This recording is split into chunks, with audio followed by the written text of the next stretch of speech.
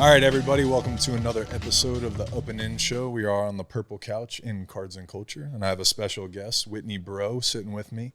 Thank you so much for taking some time being here. Yeah, no, it's good. I love this space. Love what you guys have done with it. It's going to be a great place for people who love sports to continue to come and congregate and celebrate, you know, the greatness that we learned from and the good lessons that we learned from sports. Wow, what a plug. That was incredible. I'm here to help. Thank you so much. If you need me to sell something. I'm supposed to be selling you. This is incredible. I'm a global drug dealer, man. Be careful. Well, there we go. That's a perfect transition. Well, why don't you give our listeners a 1 minute, what you do, who you are, that kind of stuff. Man, I'm just a little girl from Baton Rouge, Louisiana. Okay, well, that's why we're going to sit here on the purple couch and discuss this and figure out why you're not that person. But no, I mean, I'm very fortunate to be from Baton Rouge. I like to say that Baton Rouge raised me while Indianapolis pays my bills. So my day job is based out of Indianapolis. I have the opportunity to work for one of the world's fastest growing companies and getting an opportunity to change healthcare around the world. So I lead global marketing where I get to build and establish new brands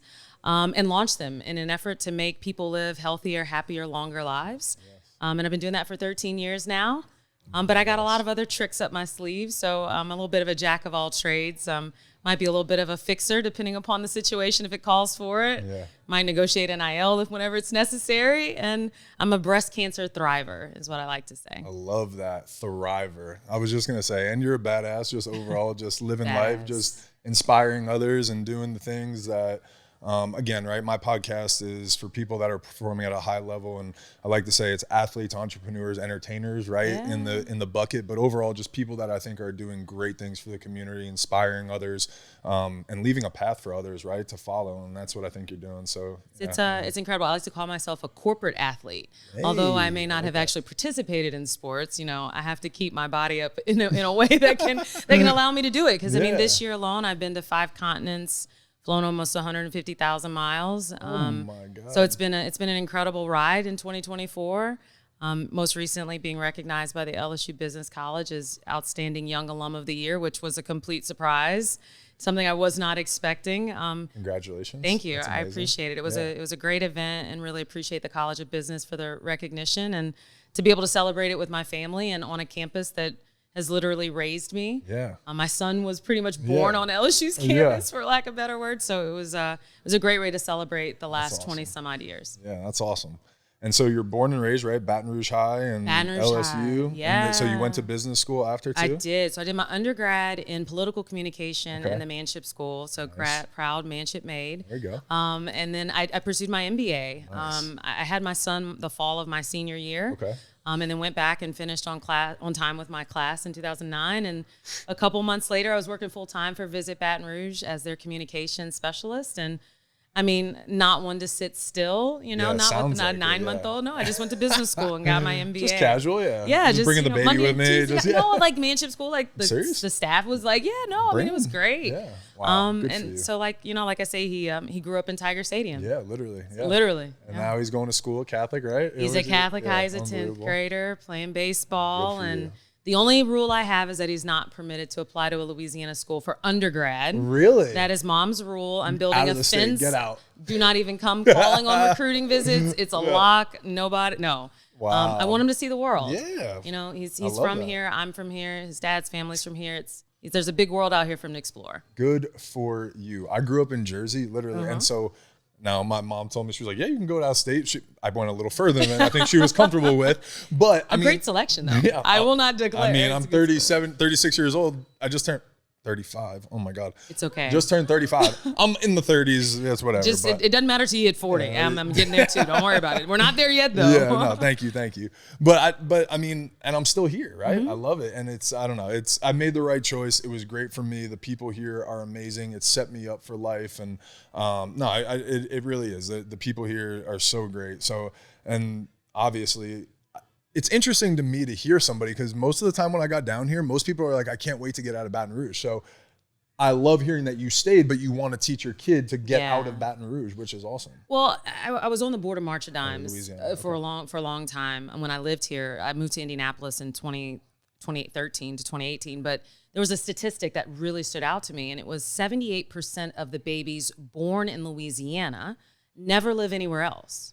Like never have an address outside of the state. Now, that's important whenever you're lobbying for health care and for prenatal care for moms and for babies. Right. But, you know, for me, it was more of like, holy crap, I got to get out of here. My kid has to get out of here, because I do believe that if Louisiana is going to really advance and evolve and be innovative and on the cutting edge and really competing for top talent around the country, then we need our talent to go out, experience the world, see where it's being done really well, and bring that knowledge back to the state.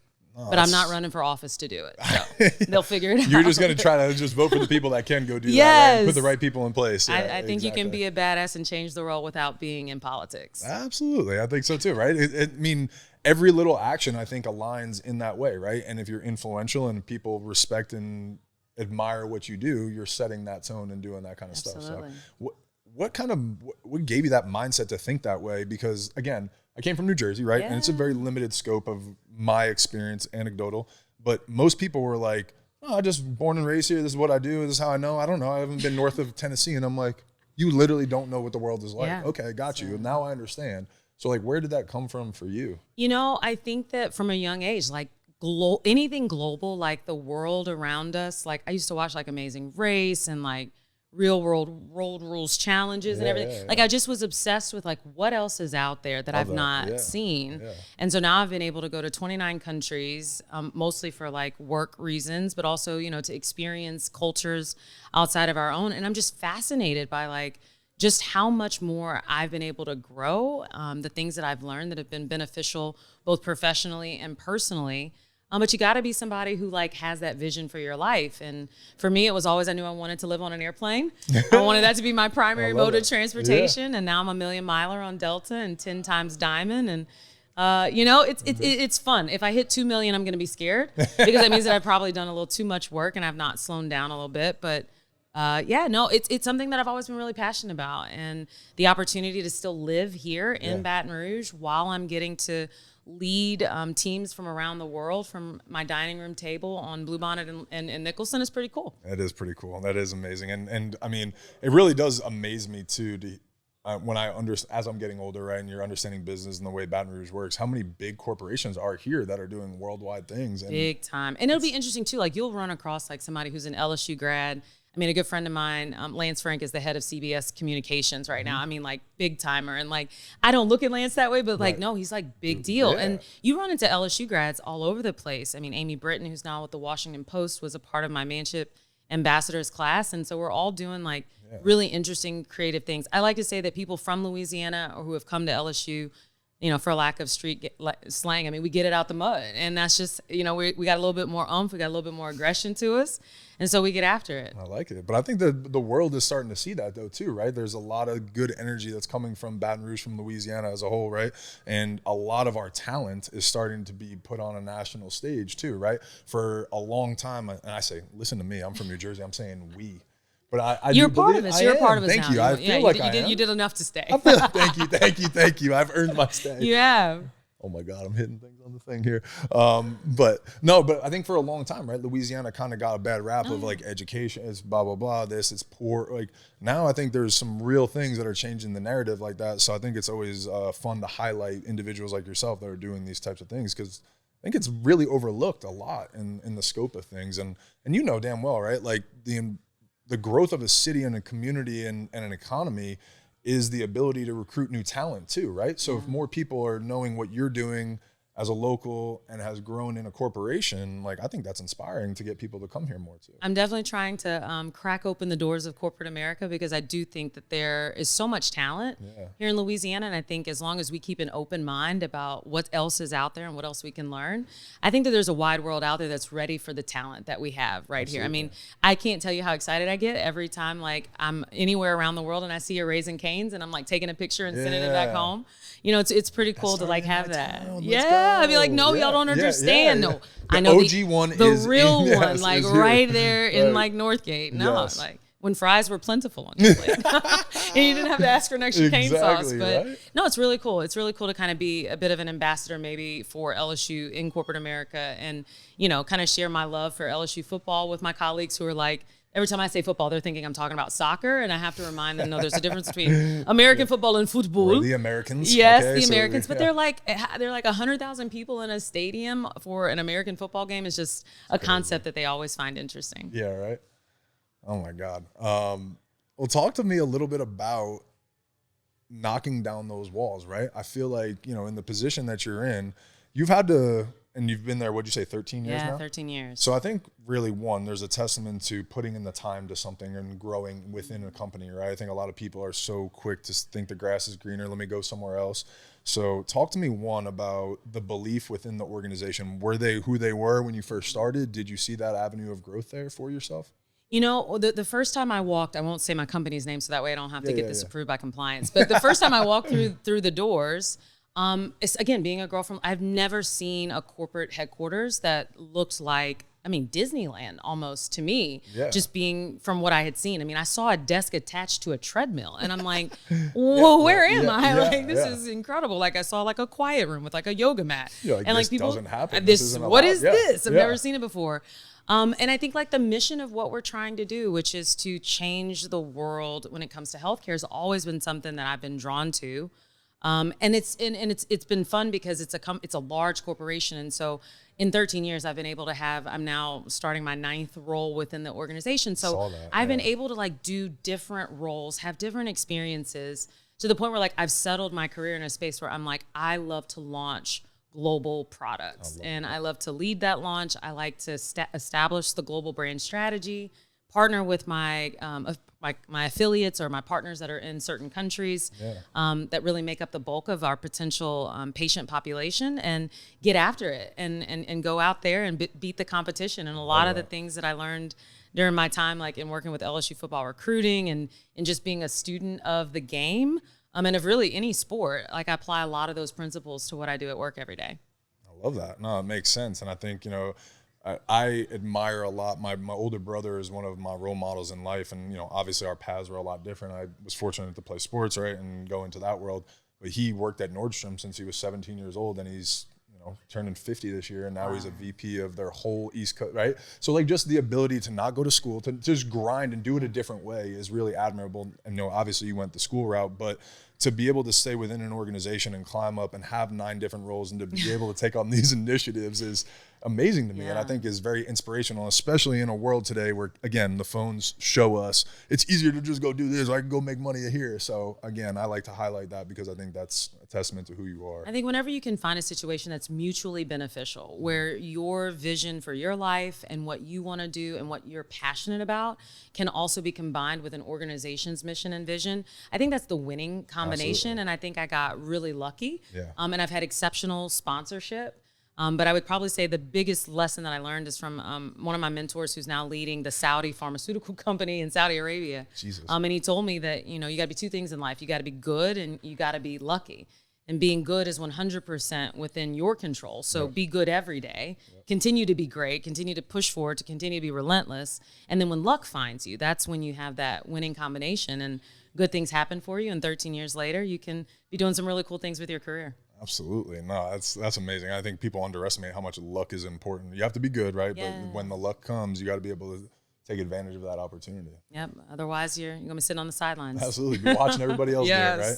All right. So something else, too, that I read a little bit about, you know, I want to talk about your battle with cancer and how you overcame that. But one thing while we're and one of your initiatives that specifically talks to young Black women, but something that I was thinking about as you're kind of telling me your story too, that I think was probably pretty impressive, is I'd imagine, again, knocking down barriers as a woman and a Black woman in business, right? And in corporate America, there had to have been some challenges there. So talk to me a little bit about talking to superiors that probably viewed you in a different way and how you empowered them to think the way that you did. You know, I think it started when I was competing for Miss Teen Louisiana back in 2003, because the first time I competed, like, I guess technically speaking, maybe I had the most points in the competition, but I placed 4th. And that was a very difficult kind of thing for me to reason with after that happened. And the next year when I went back in 2004 and I won, like my goal was to be undeniable. I wanted to leave no reason on the table as to why you could not say that I was the perfect person to represent the state of Louisiana as Miss Teen Louisiana in 2004. Yeah. And I think that that mindset is something that I have adopted over the course of like, whether it was undergrad, whether it was whatever the challenge was, whatever I thought I might want to do, there was this like relentless pursuit of wanting to be the best and wanting to be undeniable.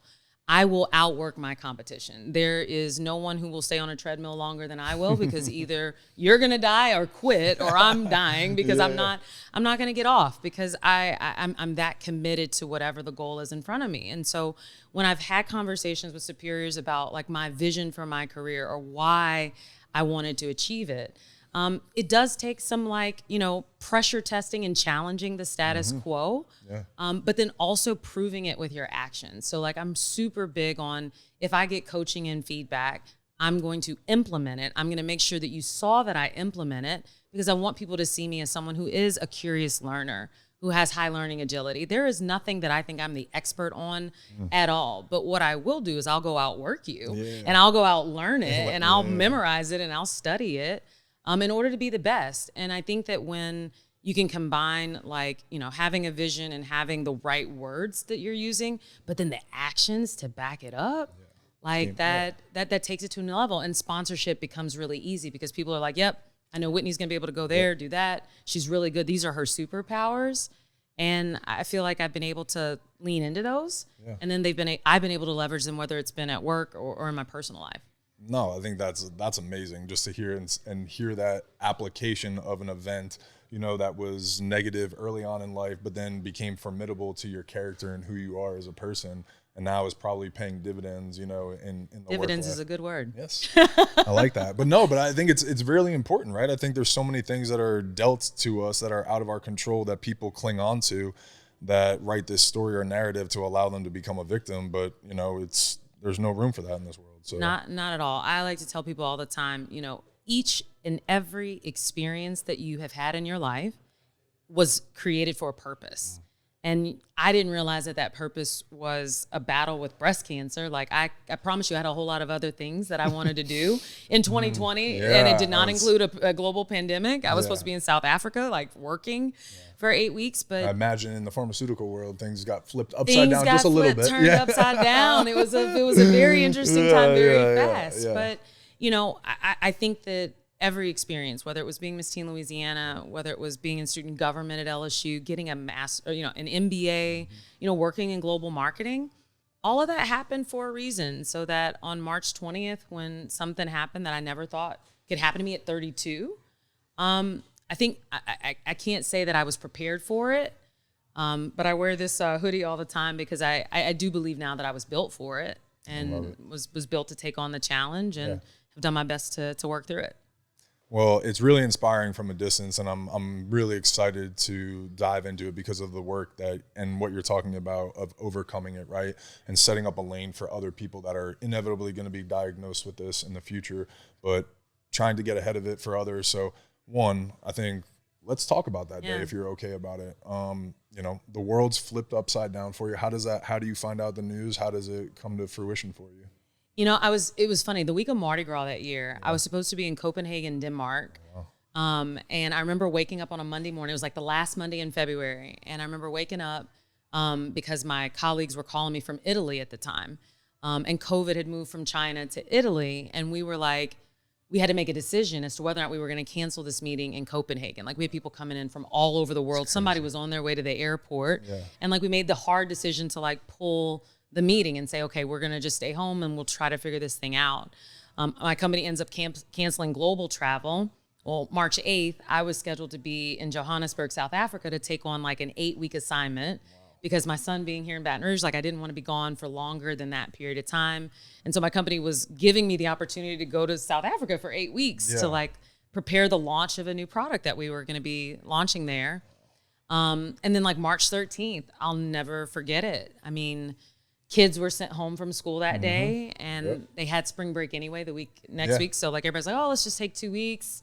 Let's figure out what COVID is. Exactly. Nobody really knows. Well, we're like sitting on the couch, my son was laughing because he's like, Mom finally went to Sam's and got groceries, because I usually just didn't do it. I was always on the road. Yeah. And we were play fighting over the TV remote as to like what we were going to watch that day. And like, I took my left hand and like jumped across him, because I am fast, like contrary to, I'm very fast. And so like I grabbed the TV remote, and like when I pull it back, on the inside of my left arm, like it brushed against my left breast. And I felt something that I had never at least felt before. I thought maybe it was like the under strap of my sports bra. But it wasn't. And, you know, that night, I didn't know what was going on, but I found 3 masses in my chest. Oh my God. That just by exploring. Yeah, because I just. Oh my God. You were like, let me feel it up. Yeah, like at this point, it's like, feel them. Right, I'm like, everybody feel them. Like touch them yeah. as many times as you need to. But I mean, I was at a point in my life in 2020 where I was focused on everything but me. I mean, I did like close all of my Apple Circle rings from like July 1st through January 13th so that LSU could win a national championship. And we accomplished that goal. So I was very, you know, I was very pleased with my health at the time, at least, or so I thought. That I wasn't paying attention. Like I was the last person on my totem pole that got attention. And so I missed it. The doctors think it was probably growing for about 12 months. Oh my gosh. And I had never paid attention to it. And so, you know, Monday morning, stage 3. Oh my God. Stage 3. So like on a Monday morning, like I rush into my OBGYN's office. I'm like, I'm not leaving your office until you tell me what's going on. And that was the first and last time I've ever had a mammogram at 32. And by March 20th of 2020, which was a Friday, I had gotten promoted at work to be like the chief operations officer, because I wasn't going to South Africa, because our CEO was like, yeah, you're not going anywhere. You're staying in the United States of America. Yeah. And then my son and I, we closed on our house that we live in now. Oh my God. That we'll use for another 30 months until he graduates from Catholic. And then at 5 o'clock that afternoon, I got a call from my breast surgeon saying that it was breast cancer, all on kind of one day. Oh my God. Yeah, the day that will live in infamy for me, at least. So yeah, that was So when you hear that, day. when you hear that news, how do you share that? Do you share it with your son? Like, what's the? I mean, there's probably so many. I don't even like. It was weird because, like, none of us knew what was going on with COVID. You know, so it was just like we didn't even like. It was so awkward, and I was 32. I had no family history of breast cancer.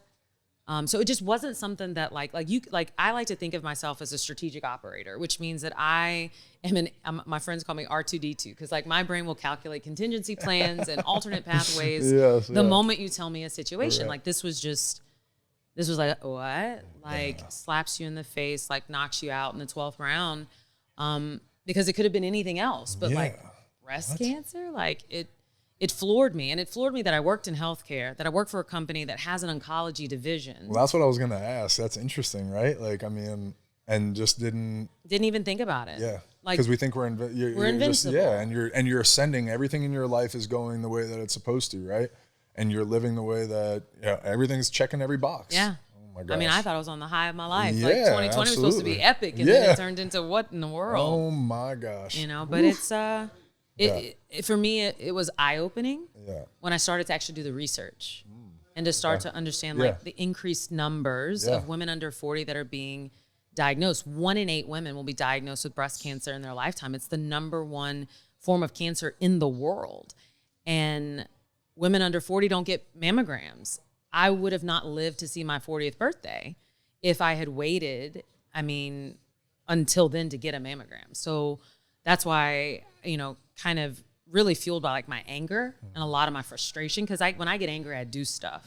And so I started an awareness campaign called Day 18, largely because 1 in 8 women will be diagnosed, but also because of my love for LSU football and the number 18 and what it represents. Look, I'm always finding a little like thread, silver lining to pull through it. I like the 1 in the 8. The Day 18 was really cool. Yeah, when I read that was just cool. to encourage women to like perform a self breast exam on the 18th day of the month. But also too, right? You're just planting little seeds for people, and again, it's awareness, and that's what like the month of October is about, right? And like these little things, and again, right? It actually runs in my family. It's grandma, aunt, mom, everybody it's been some sort of, and it's important. And so as a kid, literally 10 years old, my mom was getting always getting screened. So I was well aware of it, but I didn't understand how many people weren't aware of it, right? So I think just little things like that are doing, little initiatives like that are bringing a big difference. And I'll be honest with you, like even to hear about your family health history, that's, if there's 3 things that I ask of people, it's like, 1, encourage the women that you love to perform a self-breast exam on the 18th day of each month. Just like set it in your phone. Hey, and if we need help, like somebody can come in and help. Hey, this can be a partnership. It does not have to be a single activity. But what I care about. Your boyfriend will be okay with this. Yeah. What I care about is that you do it. Right. That's what I care about. The other thing that I care a lot about is that we start to talk about family health history. Like I said, 85% of the women who will be diagnosed with breast cancer have no family history of the disease. Really? Either they don't have it or they don't know it. Right. And when you know your family health history, it opens up the access to advanced screenings or to premature, breast exams or to mammograms. And that only happens if we know. Absolutely. And in the Black and African American community, health education, health awareness is something that people shy away from. And it's probably why I decided to be so loud and vocal about what was going on when I was going through it on social media, because I grew up in that era. But it was also like I needed to be the railroad crossing flag and hello, young people, Absolutely. Friends of mine. Like if you don't know, this is on the rise. Absolutely. And now serving on the board of directors at Women's Hospital, I sit in board meetings and I get to see numbers each month that show the increased number of mammograms, which is great. But I'm also seeing an increase in the number of breast cancer diagnoses here in our community. Yeah. And it's alarming. And I feel like it's maybe my responsibility, maybe all of these experiences that I've had, is that I can be that alarm and kind of sound the alarm to say, hey, this is something that we all need to be paying attention to and doing what we can to help and support those that not only get diagnosed, but then thrive with this disease. And then certainly those that we lose along the way. It's something that we can't lose sight of, and it's important. No, absolutely. And I think just being that driving force for it allows other people to, one, digest their news too in a different way, right? That's never any good news, right? It's never going to bring any good feelings about that. But what you're doing by providing information and a light really at the end of the tunnel when that happens, right? And it changes the experience of the person that's going through it, right? It gives them hope. It gives them information. It gives them education. And I think, again, kudos to you and what you're doing for turning something that is so negative into a positive thing for other people and obviously for yourself. And I'm sure that's why you've, had success with beating it and that kind of stuff. So yeah, it's definitely my passion project, my passion pandemic project. But passion pandemic project. I feel like everybody found that's your PPP, right? That was there, my PPP. Right? My whatever those loans were that people were getting. I didn't get one, but maybe I should have asked. But no, but I think at the end of the day, it comes down to, again, what are you passionate about? Absolutely. And I'm passionate about being a badass and changing the world and living my life out loud, like not hiding from the things that are happening. I may be 4 years from my original diagnosis, but like I'm in Women's Hospital once every 3 months, every 6 months, like visiting all of my physicians. It's something that we're going to have to monitor for the rest of my life because I'm going to be at a high risk of recurrence. But I live that out loud. Like, I might be in, Amsterdam for, a work meeting or for a European Congress, but I still got to come back to Baton Rouge and get checked. And I can't lose sight of that. Yeah. And I've got to continue to take care of myself in the best way possible. And I think you're doing a good job of sharing that information with others too, right? Because I think it's like one thing to beat it, and I love my dad, and not that he's ever going to watch this episode, but man had a heart attack 2 years ago, and there's one thing to overcome it and beat it, right? But then you got to like implement this lifestyle, otherwise it's going to happen again, or there's going to be recurrence, right? So, and that's what I think is inspiring with your message, is you're putting stuff out there that's reminding people, hey, this is a journey. This is not really over, and it's a good thing. I'm learning about my body, and that's a positive, right? So, and now I have more information to spread to others, and hopefully just make this thing a more palpable experience. That's it. It is an experience, and unfortunately people have to deal with it. So, yeah.